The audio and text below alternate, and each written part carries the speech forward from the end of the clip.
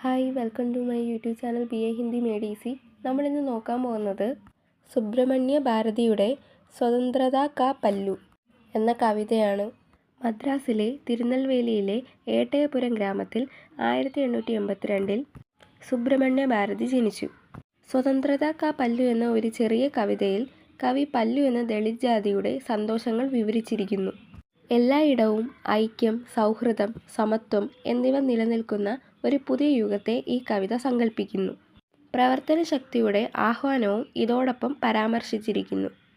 എല്ലാ ജാതിയുടെയും ആധിപത്യ മനോഭാവത്തെ ഇത് എതിർക്കുന്നു. ഈ കവിതയിൽ കവി സ്വാതന്ത്ര്യത്തെപ്പറ്റി സംസാരിക്കുന്നില്ല, മറിച്ച് അതിനെ ആഘോഷിക്കുന്നു. പല്ലു എന്നത് തമിഴ് ദളിത് ജാതിയുടെ നാടോടി ഗീതമാണ്. ദളിതന്മാരെ എപ്പോഴും യജമാനന്മാരായി അംഗീകരിക്കാൻ വിസമ്മതിക്കുന്ന ഒരു കാലത്തെപ്പറ്റി കവി പറയുന്നു.